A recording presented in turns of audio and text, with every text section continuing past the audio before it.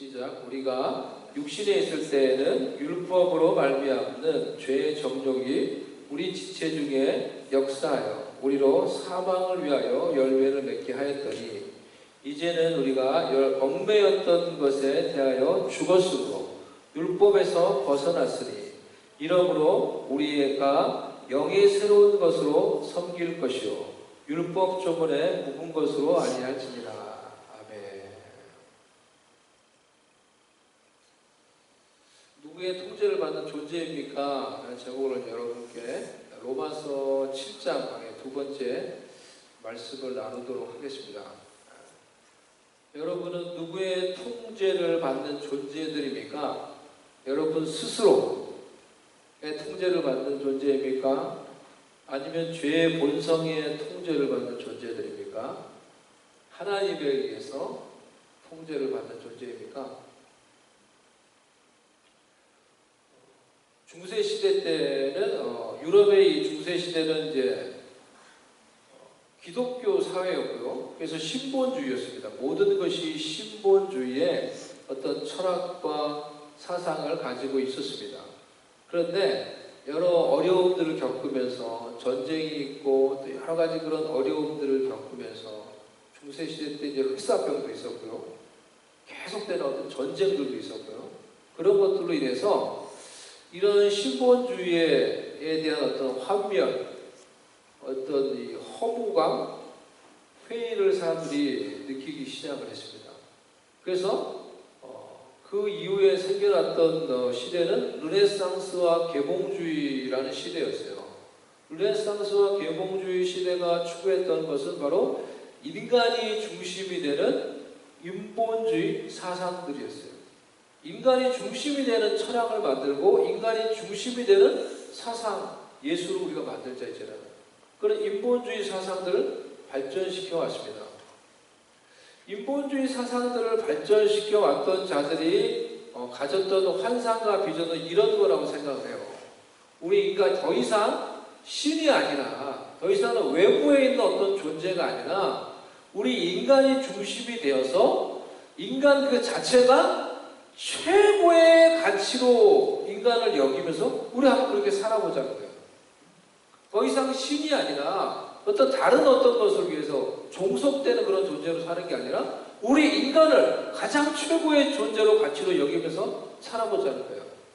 그렇게 했을 때 우리 가운데 진정한 자유가 있을 것이다 라는 게 인본주의를 추구했던 그런 사람들이 가지고 있었던 환상 그리고 비전이었습니다. 그런 환상과 그런 비전을 따라서 수많은 어떻게 보면 혁명들이 일어났던 거죠. 프랑스 혁명 이런 것들 다 그런 어떤 비전을 가지고 일어난 거예요. 새로운 어떤 운동이 일어나고 새로운 어떤 이 혁명이 일어나고 하지만 바울은 그런 인본주의의 생각이 얼마나 헛된 것인지를 로마서 7장을 통하여 우리에게 말해주고 있어요. 인간 스스로 주인이 되었을 때 인간은 진정한 자유를 얻게 될 것이다 라는 이러한 생각과 이런 환상은 우리 인간 속에 있는 죄의 본성, 심플 네이처를 제대로 파악하지 못한 어리석음의 결과입니다. 우리도 지금도 그래서 그런 어리석음의 그런 결과들이 계속해서 반복되고 있다고 볼 수가 있는 것입니다. 아무리 똑똑한 사람도 아무리 문명의 이 길을 이렇게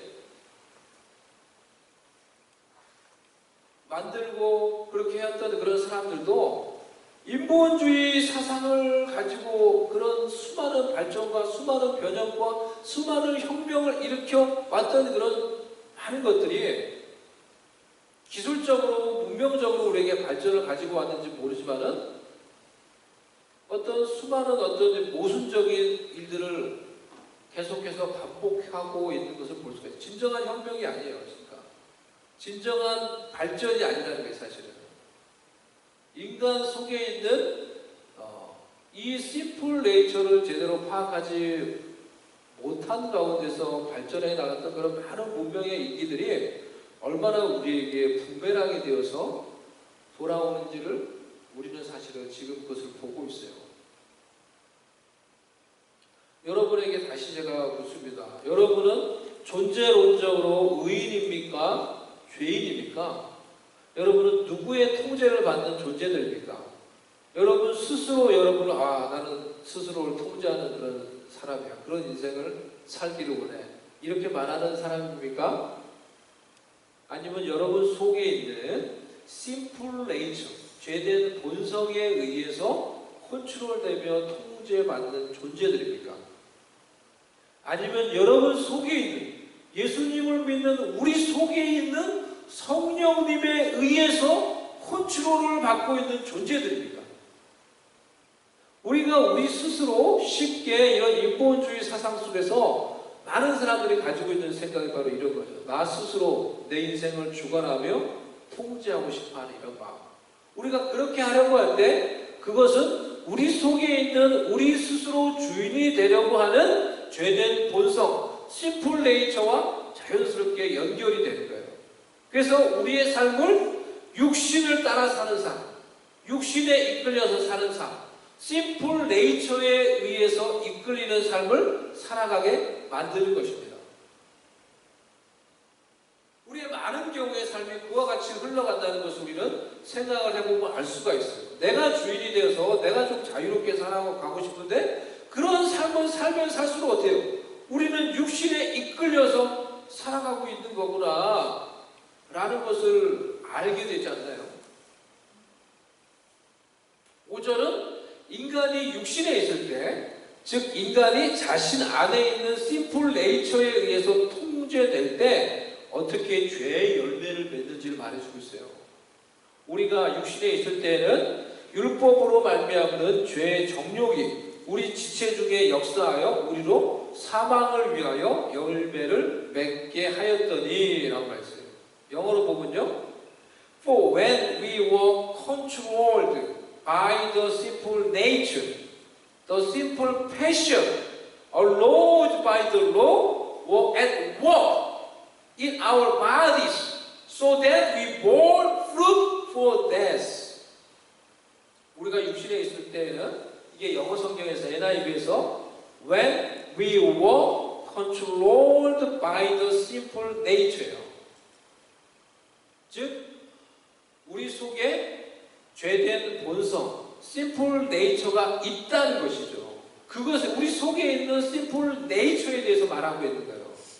그래서 제가 앞에서 여러분께 드렸던 인간은 존재론적으로 우리는 의인이냐, 죄인이냐 라는 질문에 답을 드린다고 하면은 인간은 존재론적으로 죄인이라고. 우리 속에 있는 그 심플 네이처로 인해서 우리는 존재론적으로 존재 그 자체가 죄인이에요. 근본적으로 죄인인 거예요. 우리 속에 있는 심플 네이처로 인해서. 로마서 7장은 이 인간에게 있는 이 죄된 본성, 심플 네이처에 대해서, 그리고 특별히 그리스도인 우리에게도 여전히 우리 속에 있는 심플 네이처에 대해서 로마서 7장에 말을 해주고 있는 거예요.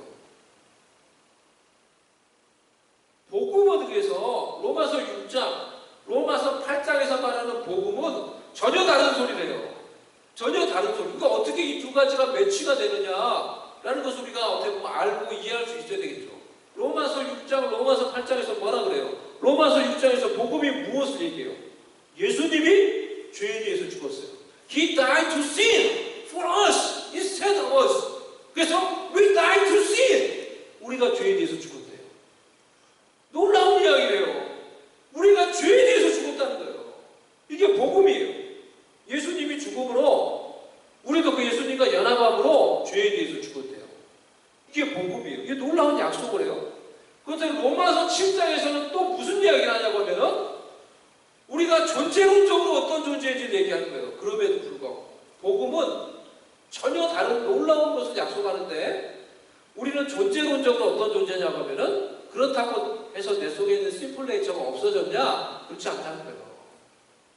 어떻게 두 가지를 매치시키느냐라는 게 중요한데 우리한테 그렇다고 우리 속에 있는 심플 네이처가 없어졌냐? 아니에요. 없어지지 않았다는 거예요. 여전히 복음은 놀라운 걸 약속하고 있는데 그게 우리 가운데 이루어졌다라고 말을 하는데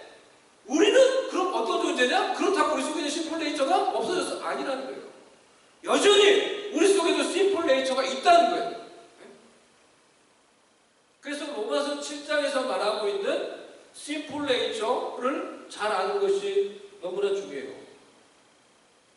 로마서 7장에서 말하는 모든 인간들 속에, 그리고 그리스도인인 우리 속에도 여전히 있는 심플 네이처를 알고 그것을 우리가 다룰 수 있을 때 우리는 진정 복음이 약속하는 것이 무엇인지 알고 그것을 누릴 수 있게 되는 거예요. 로마서 6장, 로마서 8장에서 말하는 그 복음의 약속이 무엇인지 그것을 알고 정말로 누리는 삶을 살아갈 수 있어요. 그럴 가능성이 더 높아지는 거예요. 당연한 말처럼 들리지만은 이 5절에서 말하고 있는 우리 속에 심플 네이처가 있다는 말을 강조하지 않을 수 없는 시대에 우리가 살고 있어요. 이걸 또 다시 강조해야 돼요. 성경에서 이렇게 말을 하고 있는데도요. 인본주의를, 지금 우리 시대는 그래서 지금 인본주의를 따르는 시대예요. 인본주의 철학과 인본주의 모든 것이 인본주의 책에서 돌아가고 있는 시대인데, 인본주의 사상을 따르는 자들은 인간의 심플 네이처를 인정하지 않으려는 경향을 보여요. 그런 경향을 가지고 있습니다. 그래서 인간 속에 있는 이런 죄성, 심플 네이처를 가리켜서 그것은 죄가 아니라 그냥 조금 부족한 것이다, 어떤 결핍되어 있는 것이다, 이렇게 말하기를 좋아하죠. 심리학에서 인간의 죄성을 죄라고 이렇게 말을 안 하죠. 인본주의적인 심리학에서 그건 결핍이다 이렇게 얘기한다는 거예요. 죄라고 말하기를 원치 않습니다. 그냥 결핍이다. 더 나아가서 그렇기 때문에 그건 정상적인 거다. 누구한테는 다 있는 정상적인 거다. 이렇게 말하기를 원해요. 그게 인본주의가 가지고 있는 어떤 기조예요. 이제는 그것이 선을 넘어서서 동성애를 말할 때에도 처음에는 이 동성애는 똑같아요. 어떤 인본주의적인 접근 방식이죠. 그것은 어떤 질병 같은 거다라고 이렇게 말하다가 이제는 어떻게 말해요? 더 담대하게, 이제 법으로도 만들고 더 담대하게 뭐라고 말합니까? 이것은 정상적인 거다. 이거는 정상적인 거다. 이렇게 말하고 주장을 한다는 거예요. 네? 한국에서 며칠 전에 동성애 퀴어 축제가 서울에서 크게 열렸습니다. 15만 명이 참석을 했다고요. 이게 매년 할 때마다 그 숫자가 더 늘어나는 거예요. 그러면서 이제 막 자축을 했더라고요. 처음에는 몇백 명의 적은 사람들이 모여서 이 축제가 시작됐는데 이제 지금에 와서도 15만 명이 모여요. 그게 이제 실제 숫자인지 모르겠지만 엄청나게 많이 모인 거죠. 15만 명의 사람들이 모여서 큰 행사로 그것을 성황리에 마쳤다는 거예요. 그 뭐라고 얘기하는 거예요? 사랑한다고 해요. 사랑하는 게 죄냐 이거예요. 우리가 사랑한다는데 왜 사랑하는 게 죄냐? 남자가 남자를 사랑하든지 여자가 여자를 사랑하든지 사랑하는 게 죄냐? 이렇게 얘기하는 거예요. 죄가 아닌데 이렇게 보는 거예요. 그렇게 말하는 거예요. 그런 그들이 말하는 사랑, 그리고 관용의 정신을 앞세워서 지금 세상도 그런 동성애 축제를 옹호하고 그렇게 홍보하는데 일반적인 언론들도 다 그와 같이 이제 기사를 쓰는 것을 제가 보았어요. 하지만 여러분, 성경은 동성애, 간음, 여러 성적인 죄, 여러 중독, 모든 죄악된 행위들이 우리 속에 있는 심플 네이처가 우리를 지배하게 될 때 일어나는 죄악의 열매라고 말해 준 거예요. 그것이 성경이 말하고 있는 관점이에요. 그것이 하나님이 성경을 통해 우리에게 말씀하시는 관점이에요. 말씀이에요. 5절 한 절이 그것에 대해서 우리에게 많은 것들을 말을 해주고 있어요. 5절에 우리가 육신에 있을 때 When you were controlled by the simple nature, 이것에 대해서 구체적으로 오늘 좀 설명을 하겠습니다. 바울은 어떻게 죄가 우리 가운데 열매를 맺게 되는지 단계를 따지면 이렇게 한 3단계 정도 이렇게 말을 하고 있다고 볼 수가 있어요. 첫 번째, 우리 속의 심플 네이처가 우리를 지배하게 되는 단계예요. When you were controlled by the simple nature. 우리 속에 심플 네이처가 있어요. 그것도 모른 채, 그것도 인정하지 않는 채 나는 죄인이 아니다. 이런 건 죄가 아니다. 이제는 내 인생의 주인은 나다. 나는 그냥 내 감정과 내가 선호하는 대로 따라 살아간다. 이게 제일 중요하다 라고 생각하며 살아가는 사람들은 100% 100% 자기 속에 있는 심플 네이처에 의해 지배를 당하며 죄의 열매를 맺게 되어 있습니다. I guarantee 100% 그런 사람들은 100% 그 속에 있는 심플 네이처에 이끌려서 지배당하며 그것으로 인하여서 죄의 열매를 맺는 거예요. 손자병법이라는 이 책이 있죠. 중국의 고서, 이 전쟁에 대해서 써놓은 이 책이잖아요. 전쟁의 어떤 전략에 대해서. 우리가 잘 아는 이런 말이 있습니다. 지피지기 백전불태. 지피지기 백전 백승불이니 쉽게 이렇게 말하는데 지피지기 백전불태라는 말인데요. 이걸 이제 제가 한번 찾아보니까 전체 문장은 이거예요. 지피지기 백전불태. 부지피 이지기 일승일구. 부지피 부지기 매전필태. 이제 한문인데 무슨 말이냐면은 첫 번째 지피지기 백전불태. 적을 알고 나를 알면은 100번을 싸워도 위태로움이 없다는 말이에요. 적을 알고 나를 알면은 100번을 싸워도 위태로움이 없다. 두 번째는 적을 알지 못하고 나를 알면은 한 번 이기고 한 번은 진다. 이런 말이에요. 마지막은 적을 모르고 나를 모르면은 싸움마다 반드시 위태롭다는 거예요. 싸울 때마다 반드시 위험하다는 거예요. 적을 모르고 나를 모르면. 적을 알고 나를 알면 100번을 싸워도 위태로움이 없어요. 그러니까 이길 가능성이 높은 거예요. 이기게 된다는 거죠. 적을 알지 못하고 나도 몰라. 내가 누군지도 자신도 알지 못하면 싸울 때마다 위태롭다는 거예요. 그런데 이 말처럼 우리가 우리의 적이 누군지도 잘 모를 때가 많이 있고 영적인 적이 누군지 우리가 잘 인식하지 못할 때도 많이 있고 우리 속의 심플 네이처에 대해서도 우리가 잘 알지 못하기 때문에 그것이 어떻게 역사에서 죄의 열매를 맺게 하는지 그것을 잘 알지 못하기 때문에 죄와의 싸움에서 늘 어려움을 겪을 때가 우리도 많이 있는 거예요. 그것을 알지도 못하고 인정하지도 않는데 어떻게 죄와의 싸움에서 이기겠어요? 어떻게 자신의 심플 네이처를 이기고 죄와의 싸움에서 승리할 수 있겠어요? 거의 불가능한 거죠. 아담과 하와의 범죄 후에 모든 사람의 마음속에 이 심플 네이처가 있는 거예요. 그래서 근본적으로 우리는 죄인이라는 거예요. 바울은 죄의 열매가 맺는 첫 번째 단계가 이 심플 네이처가 우리를 다스릴 때, 우리를 다스릴 때가 있다는 거예요. 언제 그러면 우리 속의 심플 네이처가 우리를 다스리게 됩니까? 여러 가지 이유로, 여러 가지 상황으로 우리 속의 심플 네이처가 우리를 지배할 수 있는 그런 상황이 생기게 된다는 거예요. 생길 수 있다는 거예요. 아담과 하와가 어떻게 범죄했는지 우리가 생각해 보면 도움이 됩니다. 그들은 처음에 하나님의 형상으로 창조되고 하나님이 만들어주신 그 아름다운 에덴 동산을 선물로 받고 거기서 그 모든 것을 다스리며 그 모든 것을 누릴 수 있는 은혜와 특권을 얻었어요. 놀라운 선물과 특권을 얻은 거죠.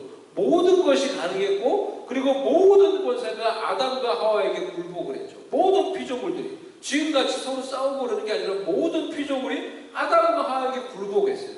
아담과 하와에게 순종했고 그들의 말 앞에 이렇게 나와갖고 아담이 동물들의 이름을 지어줬어요. 그런 권세를 가지고 있었어요. 하나님이 주신 권세였죠. 그런데 하나님이 딱 한 가지를 명령하셨죠. 내가 이 모든 것을 너에게 주지만은 동산 중앙에 있는 선악을 알게 하는 나무의 열매는 먹지 말아라. 그것을 먹으면 정령 죽으리라. 그것을 통하여 그들이 하나님께 지음받은 존재이며 하나님께 순종하며 의지해야 하는 존재라는 것을 말씀해 주신 거죠. 그것을 통해 모든 것을 누리는 피조물이라는 것을 말씀해 주신 거죠. 잘 지켰어요. 순종했어요. 하지만 사단이 하와에게 찾아와서 말을 하는 그 순간 모든 것이 바뀌었어요. 사단이 무엇이라고 말했습니까? 아니야.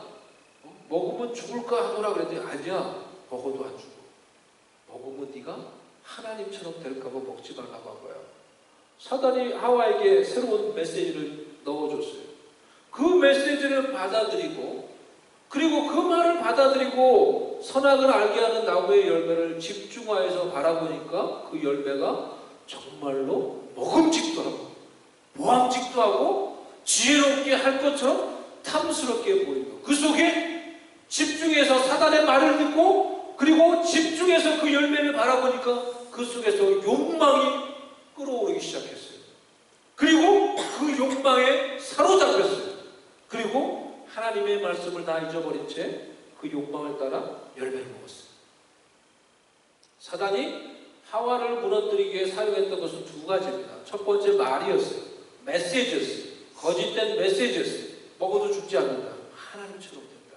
라는 거짓 메시지였어요. 두 번째는 그 메시지를 듣게 하고 그리고 선악을 알게 하는 나무의 열매를 집중해서 바라보게 해요. 그럴 때 그 속에 욕망이 일어났어요. 그리고 그 욕망이 그를 지배하니까 그는 그 욕망을 따라 죄악을 행하게 됐어요. 지금도 많은 경우에 사람들이 이와 같은 방식으로 우리가 심플 네이처의 지배를 받게 된다는 거죠. 말을 통하여 또 법내에 있는 많은 어떤 보는 것을 통하여 영상을 통하여 우리가 그 사람 속에 심플 네이처가 일어나고 그 사람을 지배하고 통제하는 상황과 경우가 생기는 거예요. 바울은 율법과 심플 네이처의 관계를 5절에서 설명해서 말하면 율법으로 말미암아 우리 속에 심플 네이처가 어루없이 일어난다고 했어요. 이게 무슨 말이에요? 율법으로 말미암아 내 속에 있는 심플 네이처가 또 막 일어난다는 거예요. 예를 들어서 이런 거예요. 예를 들어서 넷플릭스에서 얼마 전에 이제 어떤 한국에 있는 많은 사이비 이단 집단들에 대해서 이제 막 이야기하면서 어떤 그것들을 막 밝히면서 다큐멘터리를 만들었죠.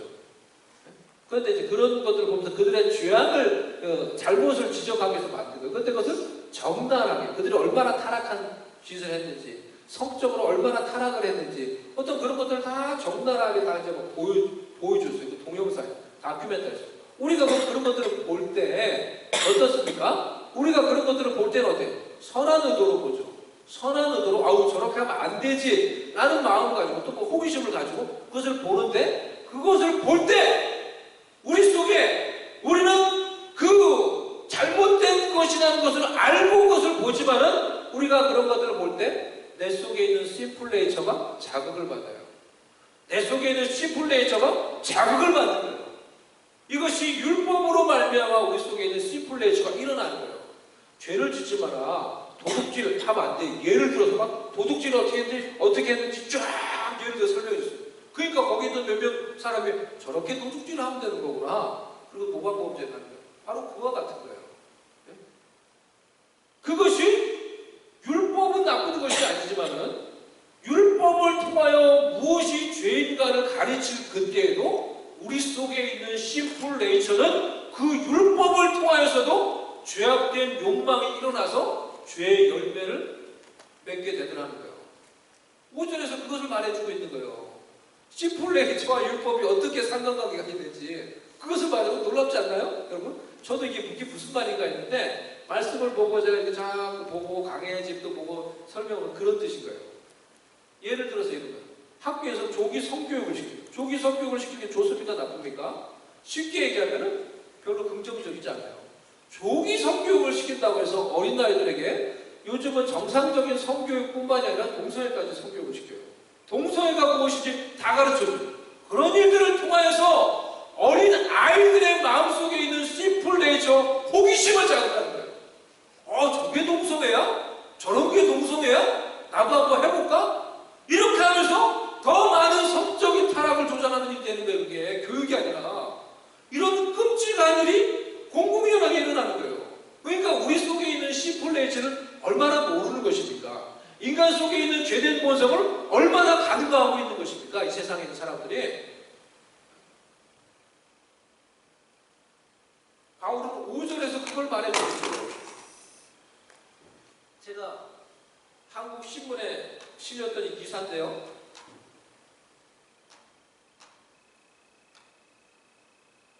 브라질에서 한 가정의 이 비극적인 내용입니다. 참 충격적인 내용인데요. 브라질 한 가정이 한 아이를 고아였던 아이를 입양을 했어요. 그래서 그 아이를 정말 사랑으로 키운 거죠. 남자아이를. 그래서 잘 키웠는데 그 아이가 청소년이 되었어요. 청소년이 되니까 요즘 애들이 뭐예요? 맨날 스마트폰 보잖아요. 그러니까 아버지가 경찰인데 뭘 한 거죠. 맨날 스마트폰 보냐 너는 이놈아. 그 혼을 낸 거예요. 스마트폰 본다고 맨날 이거만 본다고 혼을 내고 스마트폰을 뺏었어요. 벌로 스마트폰을 뺏었어요. 그랬더니 이 아이가 분노에 사로잡혀서, 그러니까 뭐 과정들이 있었겠죠. 디테일한 과정인지 어떤 건지 모르지만 그 일로 해서 그 아이가 분노에 사로잡혀서 청소년인데 아버지 방에, 부모님 방에 있는 경찰이가 총이 있었어요. 총을 꺼내가지고 그 아버지를 쏴서 죽이고 어머니를 쏴서 죽이고 자기 여동생을 쏴서 죽였어요. 이게 제가 몇 주 전에 본 이제 기사예요. 한국 신문에 실린 뉴스에서. 그러니까 얼마나 위험한 시대입니까? 그리고 개인주의 사회가 보여주는 이 비극이라고 생각해요. 이것이 첫 번째. 개인주의 사회가 얼마나 무서운 것인지. 네? 자신의 스마트폰 본다고 뺏었다고 그 분노에 사로잡힌 거예요. 자신의 그 이기적인 욕망을 위해서 살아가는 개인주의적인 가치에 함몰되어 있는 것이 얼마나 무서운 것인지. 그리고 죄악의 욕망이 어떻게 사람을 사로잡아서 죄악의 열매를 맺게 되는지를 어떻게 보여주는 거예요. 그런 일들이 얼마나 많이 일어납니까? 그 소녀는 아마 아버지한테 이제 그 꾸지람을 들을 때 어떤 말을 들었겠죠. 아버지가 무슨 심한 말을 했을 수도 있고 막 혼을 냈겠죠. 근데 그런 혼내는 과정 속에서 그 속에 심플 네이처가 일어나서 그를 지배하기 시작했을 거예요. 그러면 심플 패션이 일어나서 그의 몸 가운데 역사하고 일하기 시작하는 거예요. 이게 두 번째 단계예요. 심플 패션이 우리 속에 그 사람 몸에서 역사하는 거예요. 그래서 그 사람의 모든 영역을 다 지배하게 되는 거예요. 바울은 그것을 the simple passion aroused by the law were at work in our bodies. 우리 속에 심플 패션이 일어나면은 이런 여러 가지 일들로 인해서 그것은 우리의 이성을 마비시켜요. 이성이 뭐예요? 옳고 그른 것을 분별할 수 있는 거예요. 근데 그 이성을 마비시키는 거예요. 더 이상 선과 악이 중요하지 않아요. 옳고 그른 것이 중요하지 않아요. 그것이 의미가 없어지는 거예요.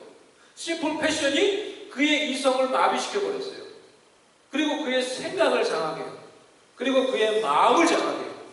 그리고 그는 자신을 장악한 이 심플 패션을 따라서 죄악된 일을 해나는 거예요. 그래서 죄악의 열매를 맺는 거예요. 이것이 세 번째, 죄악의 열매를 맺는 거예요. 우리가 우연이라도 어떤 성적으로 우리를 유혹하는 어떤 영상을 보게 되고 또 그것을 계속해서 우리가 보게 될 때 그런 어떤 환경들에 노출되게 될 때 우리를 유혹할 수 있는 환경에 노출되게 될 때 심플 네이처가 우리를 지배할 수 있는 단계로 나아갈 수 있게 돼요. 영어 성경에서 표현한 것처럼 그 보는 것을 통해서 죄악된 열정이 우리 가운데 일어나요. 그것이 우리의 이성을 마비시켜요. 옳고 그른 것을 따라서 행동하지 못하도록 만드는 거예요.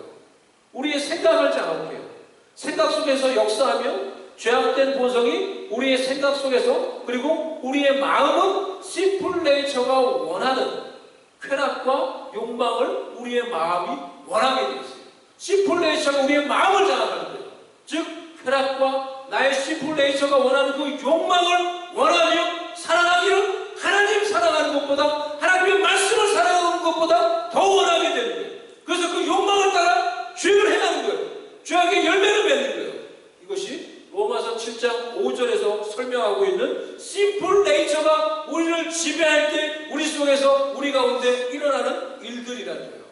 그러니 어떤 이유에서든 이 심플 네이처를 따라 살아가는 자들은 죄악된 욕망과 쾌락을 하나님보다 하나님 말씀보다 더 사랑하며 죄의 열매를 거둔 것에 대해서 하나님의 진노와 하나님의 심판을 피할 수가 없을 것입니다.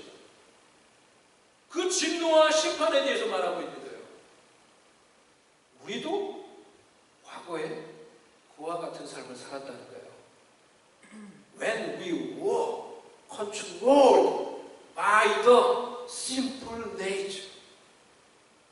하지만 6절에서 새로운 삶, 복음이 약속하는 새로운 삶을 말해주고 있어요.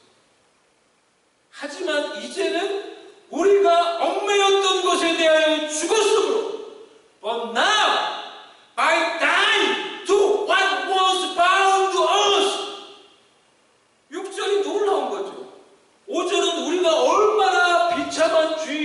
우리에게 말해주고 있는데 놀라운 것을 복음은 말해주고 있는 거예요. But now, by dying to what was bound to us, 우리가 한때는 얽매였던 그것에 대해 지금은 죽었다라고 말하는 거예요. 무엇에 대해서 얽매였어요? 무엇에 대해 우리가 죽었다는 거예요? 과거에 얽매여서 종으로 이와 같이 살아가던 삶에 대해서 죽었다는 거예요. 내 속에 있는 이 죄된 것에 심플 네이처에 매여서 그것에 지배받으며 종으로 살던 삶에 대해서 죽었다는 거예요. 복음을 믿고 받아들일 때 But now we die.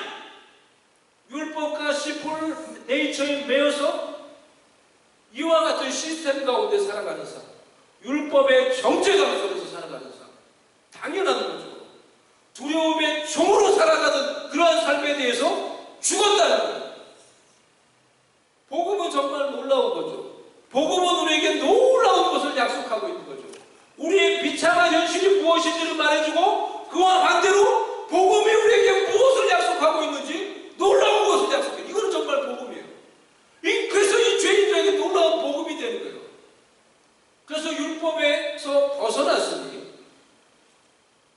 이러므로 우리가 영의 새로운 것으로 섬길 것이요 율법 조문에 묵은 것으로 아니할지라. 다시 질문을 드립니다. 우리는 우리 스스로를 통제하는 자입니까? 심플 네이처에 의해 지배를 받는 자입니까? 아니면 성령 하나님에 의해서 지배를 받는 존재입니까? 두 가지로 정리하면 여러분 속에 있는 심플 네이처를 따라서 죄를 지으며 살아가는 죄의 종입니까? 아니면 이제는 심플 네이처를 따라 살아가는 그 죄의 종의 삶에 대해서 죽고 이제는 그리스도와 연합하여서 그리스도의 복음으로 내 속에 계신 성령님의 통제를 받으며 하나님을 섬기며 살아가는 의의 종입니까? 이제 그리스도 안에서 첫 번째 이 죄의 종의 삶을 끝내고 두 번째 성령의 새롭게 하시는 방법으로 하나님을 섬기며 사는 새로운 삶을 살아갈 수 있게 되었다고 복음이 우리에게 말해주고 있는 거예요. 쉽게 우리가 생각하는 중간지대라고 생각하는 내가 스스로 주인 되어서 살아가는 삶, 우리는 거기에 참 유혹을 많이 받죠. 하지만 그러한 삶은 결국 내 속에 죄악된 본성을 따라 사는 육신의 삶, 죄의 종으로 사는 삶으로 이어진다는 것을 기억하며 그리스도의 복음을 믿고 회개하며 하나님의 종으로 살아가는 삶이 무엇인지 우리는 더욱 알고 그것을 훈련할 수 있어야 돼요. 그것을 배워야 돼요. 이러므로 우리가 영의 새로운 것으로 섬길 것이요 율법 조문에 묵은 것으로 아니할지라. 과거에 우리가 섬겼던 삶, 이거 두 가지예요. 네? 우리는 항상 죄의 종이든지 의의 종이든지 율법 조문을 섬기든지 하나님의 새로운 성령의 방법으로 하나님을 섬기든지 과거에 우리가 율법 조문에 묵은 것으로 섬기면서 살아갔다는 거예요. 즉 율법에 의해서 심플 네이처를 따라 살아가니까 그 심플 네이처를 따라가는 우리를 향해서 우리 가운데 비춰지는 정죄의 문서가 율법인 거예요. 율법에 비춰봤을 때 다 죄인 거예요. 다 그걸 딱 봐. 빼도 박도 못하는 죄인이죠. 봐, 네가 지금 어떤 죄인인지 율법이 다 말해주고 있지. 도둑질 하지 말라는데 도둑질했지. 간음하지 말라지 너 생각으로 또 너가 어떤 죄를 졌지. 너 이런 거 하지 말라는데 이런 죄를 졌지. 문서를 딱 들이내고 하는 거예요. 문서 지상주의. 네? 문서가 있으면 좀 정확한 거예요. 말이 아니고 봐. 네 죄가 뭔지 알지? 딱 이렇게만 하는 거예요. 어떻게 정죄감에서 벗어나요? 어떻게 정죄감에서? 어떻게 여러분 정죄감에서 벗어나요? 늘 정죄감 속에 살아야 되는 거예요. 말씀을 듣는데도 우리가 말씀을 잘못 들으면은 그러니까 참 그렇습니다. 말씀을 잘못 전하고 복음을 전한다고 하면서도 복음을 잘 우리가 전하지 못하면은 자칫 잘못하면은 성도들을 늘 정죄감 속에 살게 만들어요. 복음이 아니에요. 내가 말씀을 듣는데 계속해서 나에게 정죄감이 생겨. 계속해서 내가 정죄감 속에 살게 돼. 복음이 아니에요. 성도들을 회개시키려고 지금 그렇게 말씀을 전하는데요. 많은 목사님들이 어우, 잘 붙잖아요. 의도는 좋은데 복음이 아니에요. 이거는 계속 율법, 그게 율법이에요. 율법. 딱 그래서 너 죄인이잖아. 이렇게 죄져서 천국 가겠어? 이렇게 죄져서 천국 가겠어요? 이렇게 설교하기 쉽게 말해서 이렇게 살아서 천국 가겠어요? 계속 이렇게 설교하는 거예요. 그거 들으면서 우리는 다시 막 회개한다고 하는데 의도는 좋은데 계속해서 적재감 속에 살아요. 그거는 복음이 아니에요. 근데 이 성경에서 말해주고 있는 복음이 아니라는 거예요. 복음이 뭔지 우리가 잘 아는 거죠. 우리가 그렇게 살았어요. 율법을 가지고 딱 들이대면 할 말이 없는 거죠. 우리는 내가 그런 죄를 졌으니까, 그런 율법, 이 죄된 성향을 따라 살았으니까. 예? 그런데 여러분, 복음이 놀라워요. 그런 삶이 아니라 성령의 새로운 방법으로 하나님을 섬길 수 있대요. 예를 들어 봅시다. 제가 율법 조문으로 섬기는 삶이니까, 내가 과거에 심플 네이처를 살았을 때 심플 네이처와 율법이 합작해서 우리한테 딱 내민 거예요. 너 이 죄지. 뭐라고 이거? 죄잖아. 너 죄 졌잖아. 죄 안 졌어요? 죄 졌잖아. 그 율법을 가지고, 문서를 가지고 나한테 딱 말하는, 뭐라 그래 내가? 할 말이 없는 거예요. 네? 그거 뭐가 복음이에요? 골로새서 2장. 골로새서. 복음은 놀라워요. 근데 우리가 어떻게 정죄를 받고 어떤 그런 삶을 살고 있는지를 너무나 잘 알기 때문에 예수 그리스도께서 제시하는 복음은 너무나 놀라워. 너무나 어떻게 보면 더 구체적이에요. 골로새서 2장 말씀 보세요. 이렇게 율법 조문에 의해서 정죄감 속에서 살 수밖에 없는 우리를 향해서 골로새서 2장 말씀 보세요. 13절부터 제가 또 범죄와 육체의 무할례로 죽었던 너희를 하나님이 그와 함께 살리시고 우리의 모든 죄를 사하시고 우리를 거스르고 불리하게 하는 법조문으로 쓴 증서를, 이게 율법이죠. 우리를 거슬러서 다 우리가 무슨 죄를 졌는지 다 반박할 수 있는, 그렇게 증명할 수 있는 문서가 있는 거예요. 문서가. 그런데 그 문서를, 증서를 지우시고 제하여 버리시고 십자가에 못 박으시고, 이게 복음이에요. 이게 주님이 하신 일이에요. 통치자들과 권세들을 무력하여 드러내어 구금견으로 삼으시고 십자가로 그들을 이기셨느니라. 이게 복음이에요. 율법 조문에 매여서 그렇게 그 정죄감 속에서 살 수밖에 없는 주인들한테 어떻게 해요?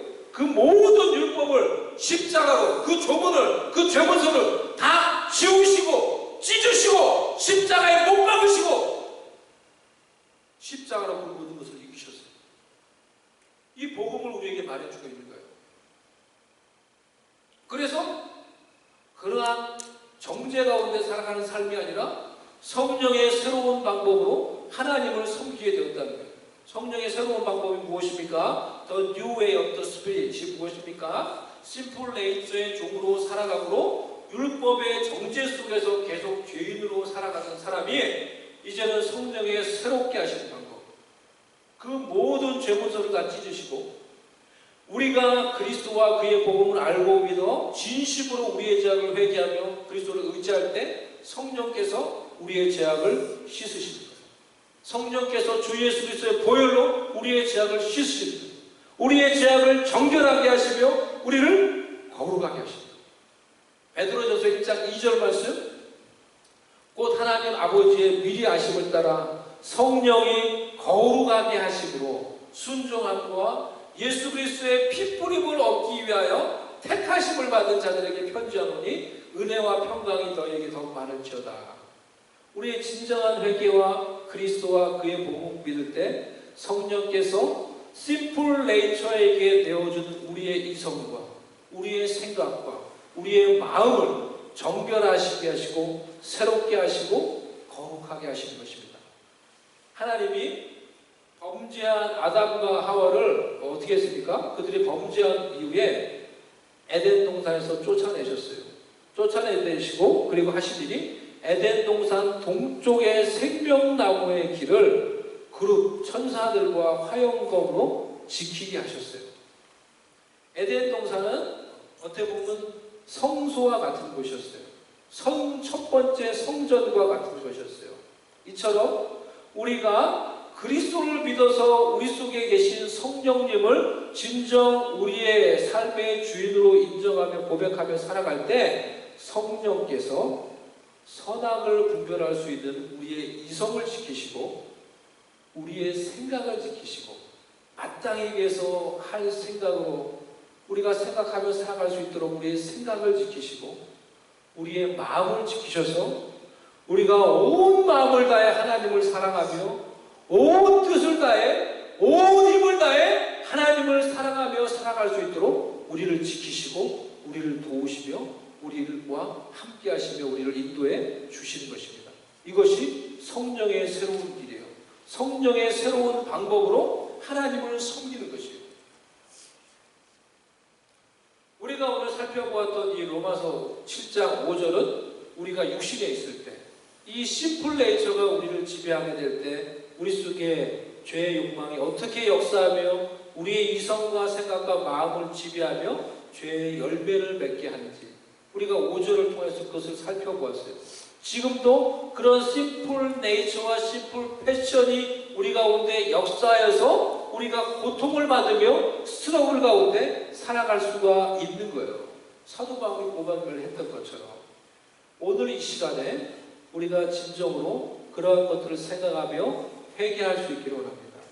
내가 심플 네이처를 따라 살아가면서 죄의 열매를 맺는 죄의 종의 삶이 어떠한 하나님의 진노와 하나님의 심판을 가져오는지를 진지하게 생각하며 하나님 앞에서 두려움 속에서 진정으로 회개할 수 있는 삶을 살아야 됩니다. 또한 복음이 약속하고 있는 이 6절의 이 복음의 약속을 우리가 기억하면서 살아갈 수 있기를 바랍니다.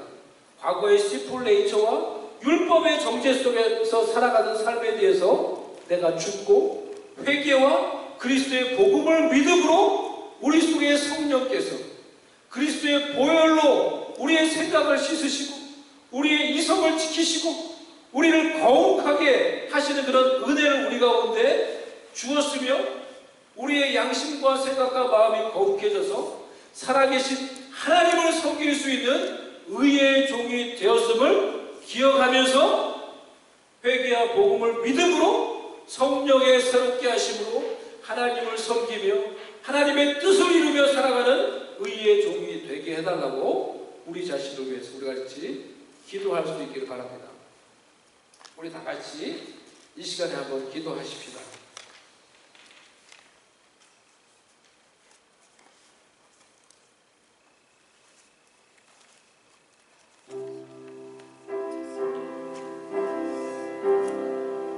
우리가 복음을 더 바로 알기를 원합니다. 우리 속에 있는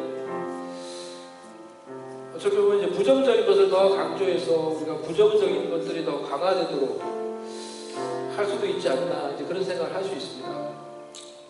근데 이 로마서의 7장의 이제 말씀 우리가 기억하면서 그럼에도 불구하고 우리 속에 있는 죄된 본성이 무엇인지 적어도 아는 것이 또 그것이 어떻게 역사해서 우리 가운데 죄의 열매를 맺게 하는지 아는 것이 필요합니다. 여러분이 모르면은 여러분도 저와 여러분도 승리하기 어려울 거예요. 우리가 그것이 뭔지 잘 모르고 또 복음의 약속이 뭔지 모르고 승리하기 어려울 것입니다. 그렇기 때문에 we need to know what the simple way to work in us. When the simple way to work in us. 언제 내가 오늘 simple nature가 역사하는지 어떻게 역사할 수 있는지 알 수 있어야 됩니다. 그래서 그것을 다룰 수 있어야 되죠. 또한 복음이 우리한테 무엇을 약속하고 있는지 알아야 되죠. 그래서 복음의 약속을 더욱 믿고 주 예수 그리스도를 의지하며 복음의 은혜를 누리는 삶을 살도록 내가 하나님 연약하여서 때로는 많은 기억에 내 속에 있는 그런 이 육신적인 심플 네이처를 따라 살아가려고 했던 적이 얼마나 많이 있었습니까? 이거에서 회개하며 기도합시다. 그리고 복음의 약속을 기억하며 이제는 그 얽매였던 것에 대해서 죽었으니 그 심플 네이처 그 율법의 정죄로부터 벗어나 하나님이 주시는 그런 놀라운 복음의 은혜 복음의 약속 우리를 거룩하게 하시는 그 성령의 은혜 가운데서 거룩함을 덧입고 새롭게 하심을 덧입어서 하나님의 뜻을 이루며 살아갈 수 있게 해달라고 우리 한번 같이 잠시 말씀을 생각하며 우리 영혼을 위해서 기도하도록 하겠습니다.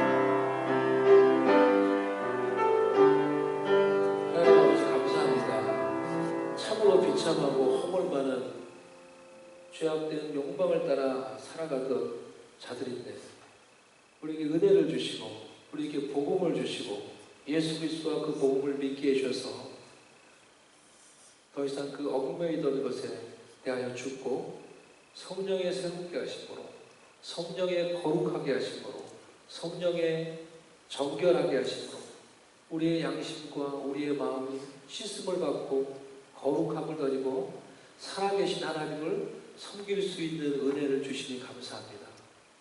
그 성령님을 늘 의지하며 그 예수 그리스도의 복음을 늘 믿고 의지함으로 우리 가운데 하나님의 놀라운 은혜와 하나님을 섬기며 하나님의 뜻이 이루어지는 복음의 은혜가 늘 우리 가운데 있게 해 주시옵소서. 예수님의 이름으로 기도드리옵나이다.